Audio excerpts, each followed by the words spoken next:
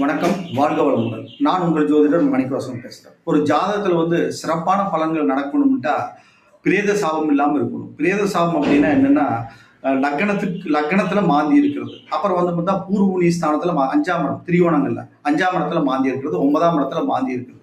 இது இருந்துன்னா சகல பாக்கியத்துக்கு எடுத்துரும். மாந்தி லக்னம் 5, 9ஆம் இடங்களுக்கு சம்பந்தப்பட்டு பாதகாதிபதியும் மாந்தியோட லக்னாதிபதி பாதகாதிபதி 4 குடையவனோட சம்பந்தப்பட்டு இருந்தா குலதெய்வத்தோட அனுகிரகம் இருக்காது. குலதெய்வத்தோட அனுகிரகம் கிடைக்கல அப்படின்னா ஜாதகத்துல நல்ல எவ்வளவு பெரிய யோகங்கள் இருந்தாலும் கூட அது தடை ஏற்படும். ஓகேங்களா?